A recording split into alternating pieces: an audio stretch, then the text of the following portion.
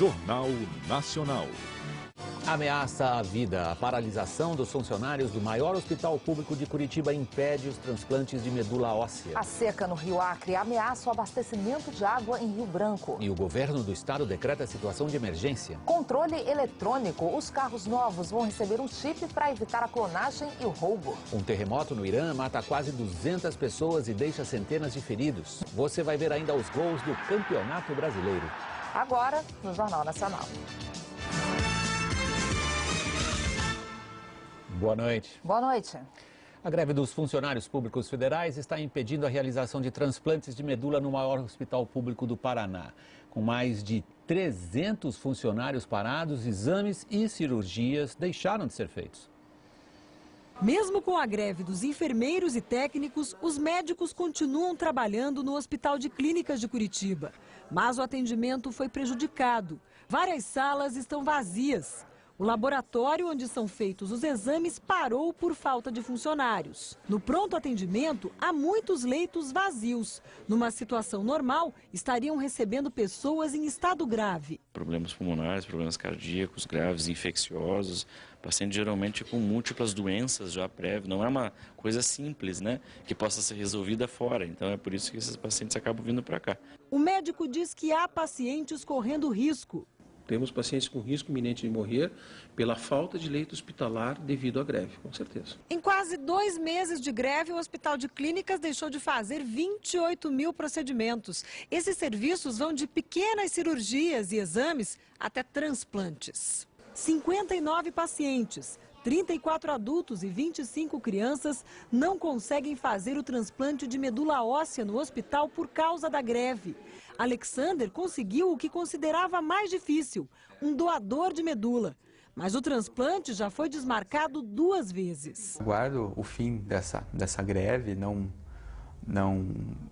entendo o motivo dela, mas eu acho que quando a gente trata de vida, da vida de um ser humano, acho que isso vem em primeiro lugar. Para tentar evitar que mais transplantes de medula deixem de ser feitos, o Ministério Público deu prazo até terça-feira para que mais 7 enfermeiros voltem a trabalhar no setor. Se a determinação não for cumprida, os grevistas serão acionados na Justiça. Na terça-feira, até às 10 da manhã, nós vamos apresentar uma sugestão para que a direção do Hospital de Clínicas refaça essa escala de atendimentos dentro do setor de transplante de medula óssea, embora não seja a nossa obrigação. Nós vamos fazer isso de boa vontade. Depois de enfrentar um verão com enchentes, o Acre agora sofre com a falta de chuva. O governo do estado decretou situação de emergência. Até quem já está acostumado com as oscilações do nível do rio Acre se surpreende. Agora está assim, seco. Em fevereiro, a situação era outra. Na época, mais de 140 mil pessoas ficaram desabrigadas por causa da enchente do rio. E 2 cidades acreanas decretaram estado de calamidade pública, entre elas a capital. No período de cheia, esta ponte chegou a ser interditada para o tráfego de veículos. Hoje, com o rio tão seco, as bases das colunas estão completamente fora d'água. Em alguns trechos, já é possível ver parte do leito. A navegação só é feita por pequenas embarcações. Há 35 dias não chove na região. Em setembro de 2011, o rio Acre chegou ao menor nível da história, 1,5 metro. Hoje está a pouco mais de 50 centímetros acima desse nível. Mas a cada 24 horas, a água baixa 2 centímetros. E a previsão do tempo não é nada boa. A meteorologia está indicando, né, que nós temos aí durante todos esses últimos 3 meses, agosto, setembro e outubro, previsão de chuva somente para o dia 15 de outubro. Técnicos da Agência Nacional de Água estão em Rio Branco para instalar aparelhos que medem a quantidade de chuva e o nível do rio em tempo real. A maior preocupação agora é com o abastecimento de água em Rio Branco. A empresa responsável já instalou uma bomba flutuante no leito do rio Acre, mas se o rio continuar baixando, outras 2 devem entrar em operação. O racionamento de água não está descartado, mas a população precisa evitar o desperdício. Essa economia de toda a comunidade, sobra água para todo mundo e com isso a gente evita o racionamento. E hoje o IBAMA começou a usar um helicóptero para reforçar o combate às queimadas em Mato Grosso do Sul. A água é retirada do rio Paraguai e depois despejada sobre os focos de incêndio, como este, em Corumbá. Ontem, o JN no ar mostrou as queimadas fora de controle e o trabalho dos brigadistas.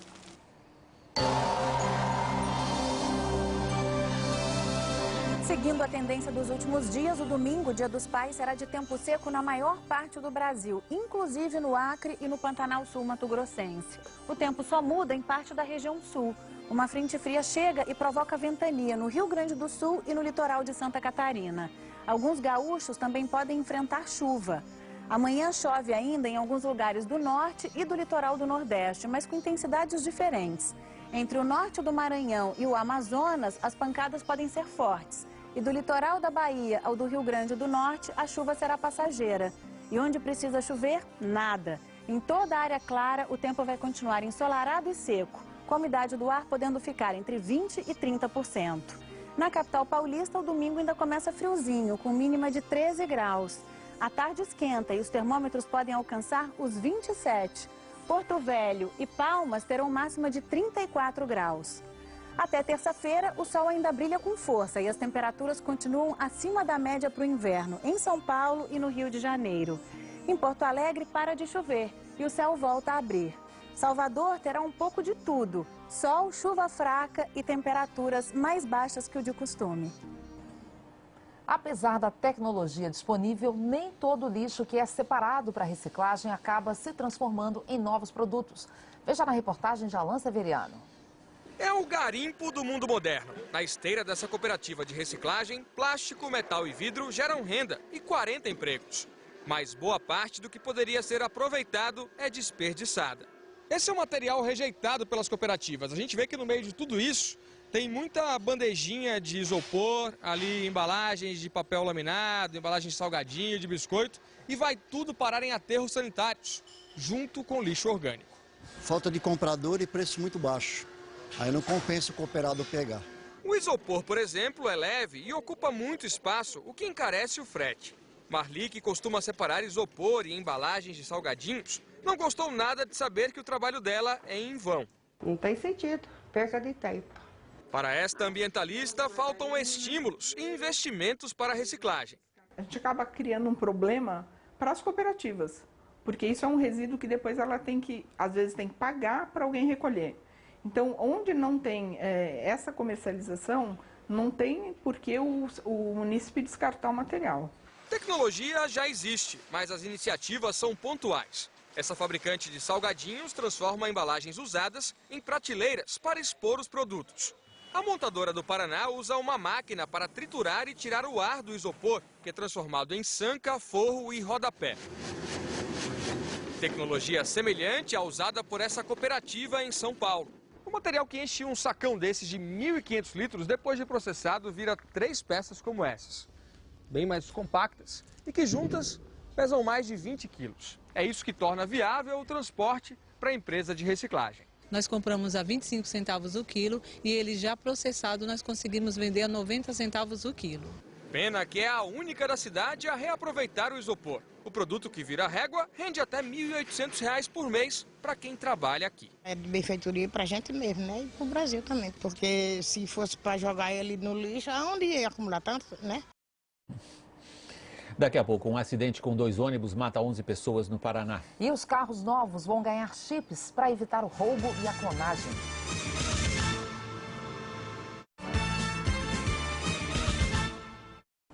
Onze pessoas morreram e mais de 50 ficaram feridas no acidente no Paraná. 2 ônibus de turismo bateram de frente no município de Doutor Camargo, no norte do Paraná.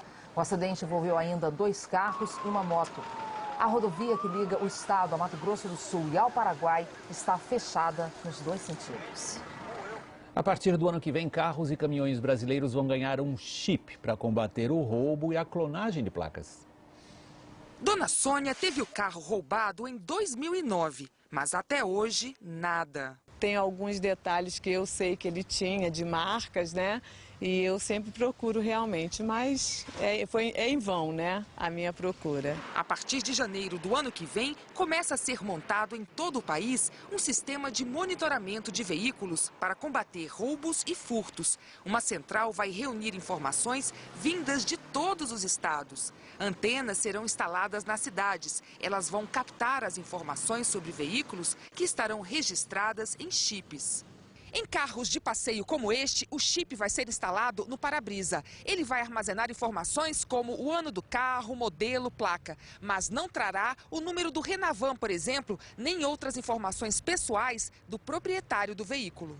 Os chips serão instalados no momento do emplacamento em veículos novos. Os carros que já estão em circulação seguirão um cronograma a ser definido pelos Detrans. A previsão é alcançar toda a frota até julho de 2014. Após esse prazo, nenhum veículo poderá circular sem a placa eletrônica, que, segundo o Denatran, vai ficar em torno de R$ 5. Para este delegado, o uso do chip vai ajudar a combater outro crime, a clonagem. A primeira coisa que os autores desse crime fazem é trocar a placa do carro. E aí, numa abordagem, a pessoa checando dados do veículo, se ele tiver com documento falso, fica difícil você identificar. Com o chip vai ficar muito mais fácil. Depois de um ano de euforia nas vendas, preços nas alturas, o mercado imobiliário vive agora um momento de calmaria. E quem quer comprar a casa própria pode se beneficiar disso. Foram 5 anos fazendo a poupança. Thaís juntou dinheiro para dar entrada no primeiro apartamento. No ano passado, com os preços nas nuvens, ela preferiu esperar. Não foi a única. A reação dos consumidores fez diminuir o número de concessões de financiamentos para a compra de imóveis, uma redução de 20,5% no primeiro semestre. O consumidor realmente está mais atento, ele está procurando com mais cautela e as construtoras também estão mais atentas para descobrir novos nichos de mercado. Com menos gente comprando, os preços até subiram, mas bem mais devagar. Entre janeiro e julho deste ano, a alta foi de 8,5% nas 7 maiores regiões metropolitanas do país. Metade da escalada do ano passado, quando os imóveis ficaram 17% mais caros. Aquela situação era fora da realidade. A gente vinha lançamentos sendo completamente vendidos em um fim de semana. Você botava o teu imóvel para vender, anunciava na internet e 2, 3 dias depois você já tinha 10 ligações. Isso é fora da realidade. Em alguns bairros do Rio e de São Paulo, o preço do metro quadrado chegou a cair. É o caso da Urca, bairro da Zona Sul do Rio, que sempre foi muito valorizado, tanto pela tranquilidade quanto pela vista. Esse é um dos cartões postais da cidade. Aqui o preço do metro quadrado baixou quase 1% só no mês de julho. Dá um desconto de R$ 8.000 num apartamento de 100 metros quadrados. Com os juros mais baixos e os preços mais acomodados, ficou bom para quem, como a Thaís, quer comprar. Ela, que procurava um quarto e sala, já sonha com um futuro mais amplo. Quem sabe, um 2 quartos caiba no orçamento. Com um prazo de financiamento legal, os juros estão mais baixos pelos bancos, então acho que agora é a hora. Está na hora de sonhar. Isso aí. Na véspera do Dia dos Pais, filhos de todas as idades correram para comprar o presente do homenageado de amanhã. Dia de ir ao shopping e olhar vitrines do alto dos ombros do pai. Do alto é mais fácil, né, bebezão? Missão de filho neste sábado, ir às compras. Veio o consumidor dormindo, acordado, de carona. Os menores bem juntinhos do pai. Os maiores já um pouco afastados, mas tinham todos o mesmo objetivo.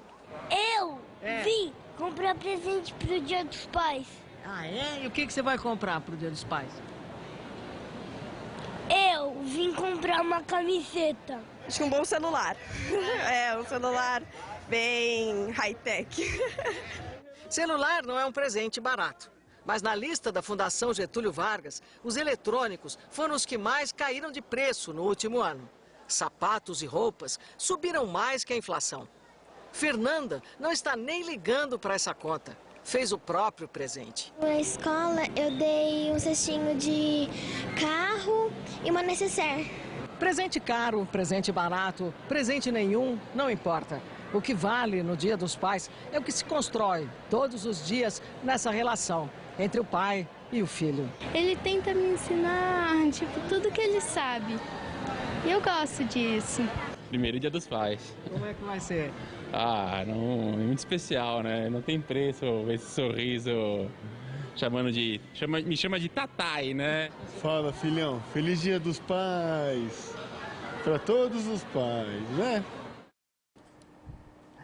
Como agia o homem acusado de envolvimento ilícito com políticos e de chefiar um império da jogatina?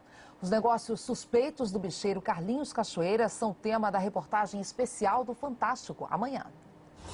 Exclusivo. Gravações inéditas mostram como Carlinhos Cachoeira, segundo a investigação, pressionava os devedores. Está crescendo na pendência. O job é regularizar isso aí, pô. Ele é acusado de pagar propina a policiais para que suas casas de jogo funcionassem livremente. E uma nova denúncia. Conversas que, de acordo com a Polícia Federal, mostram Carlinhos Cachoeira comandando um sequestro. É que ele leva ele para outro cara até ele contar.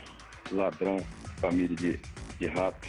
O Fantástico está nas ruas e houve o apelo de comerciantes em todo o país. Eles estão sendo vítimas de assaltos em série. De segunda para terça eu fui assaltado, de quarta para quinta eu fui assaltado, de quinta para sexta eu fui assaltado.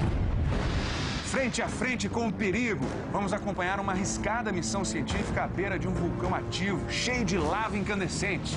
E conhecer o incrível Homem-Sapo, ou seria Homem-Mola. Consumidor, atenção! Saiba quais são os alimentos que contêm mais sódio e que podem fazer mal à sua saúde. A sopa de pacotinho é uma quantidade de sódio muito concentrada. Tudo isso e mais um mistério de arrepiar. Fantasmagoria investiga o famoso jogo do copo. Ai, meu Deus, eu me arrepiei todinha agora. Esse é o Show da Vida e você, claro, é nosso convidado. Até amanhã. A seguir, um terremoto deixa quase 200 mortos no Irã.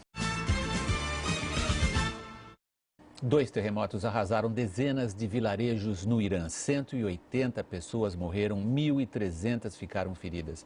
O primeiro tremor de 6,2 graus na escala Richter foi às 9h20 da manhã, hora de Brasília. O epicentro foi a 60 quilômetros da cidade de Tabriz, no noroeste do Irã. Depois, uma réplica atingiu a mesma região. 60 aldeias foram devastadas. Estradas estão interrompidas e as equipes de resgate só conseguem chegar de helicóptero.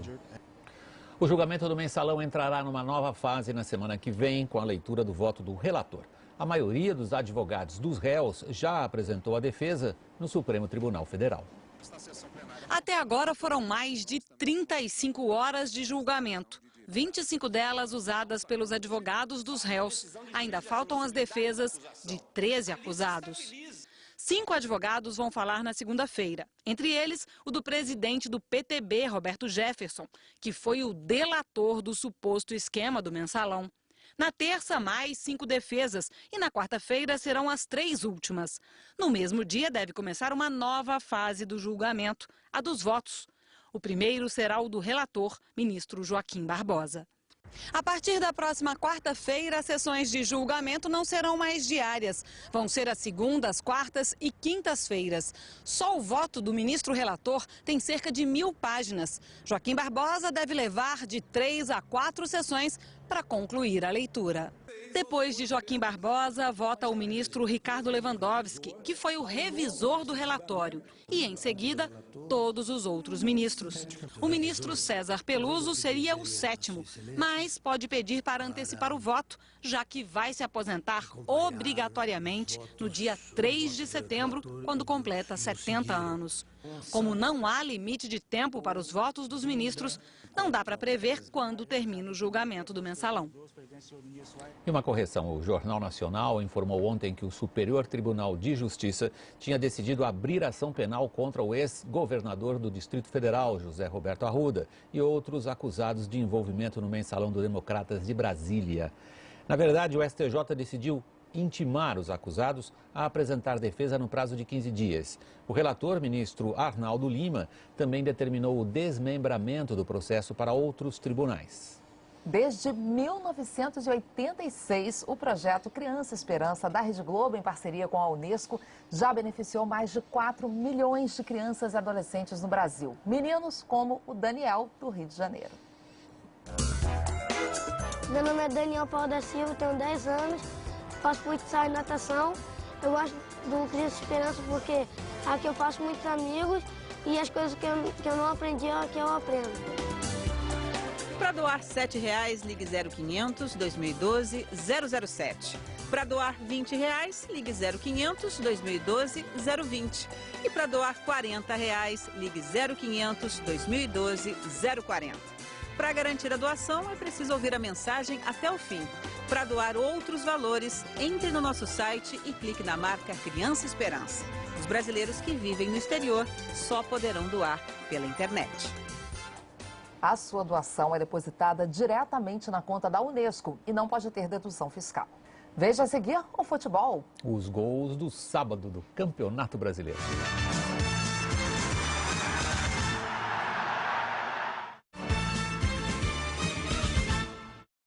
Sábado de gols pelo Campeonato Brasileiro. Nós começamos pela Série B. Marcelo Costa de pênalti abriu o placar para o São Caetano sobre o Criciúma. Matheus Ferraz desviou de cabeça e empatou para o líder Criciúma. Final de jogo. Cobrança de escanteio e cabeçada de Valmir Lucas. Goiás 1, Boa Esporte 0. Ramon de cabeça confirmou a vitória. Goiás 2, Boa Esporte 0. O Joinville derrotou o Guaratinguetá por 3-0. Um dos gols foi este aí, de Lima. Alessandro chutou no canto e abriu o placar para o América Mineiro. Pedro, quem recebeu na área, e empatou para o Vitória. E Marcelo Nicásio conseguiu a virada. Vitória 2, América Mineiro 1. Goleada do Paraná sobre o CRB. Luizinho fez um dos gols. Paraná 4, CRB 0.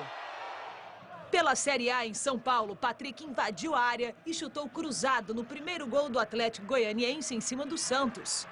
Wesley recebeu passe na área e marcou o segundo para os goianos. Márcio não segurou e o argentino Patito Rodrigues diminuiu para o time santista.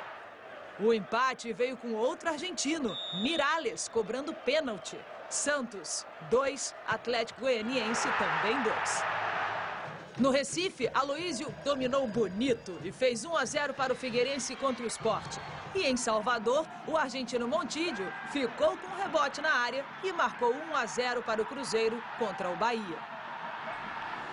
Amanhã, o Futebol na Globo é às 4 da tarde, hora de Brasília. Mais cedo, às 9h30, começa o Esporte Espetacular e Ronaldo faz uma revelação. O último capítulo da série 10 anos do Penta. Ronaldo, o herói do título, revela. Teve medo de sofrer o mesmo trauma de 98. Depois do almoço, eu fiquei com medo de dormir. Em 98, eu tive a convulsão depois do almoço. Felipão conta histórias inéditas da final. Quando os alemães chegaram e estavam ali, e chegou a seleção do Brasil, desceu aquele monte de gente com o Ronaldinho, num tamborzinho lá, no atabaque, não sei o que lá.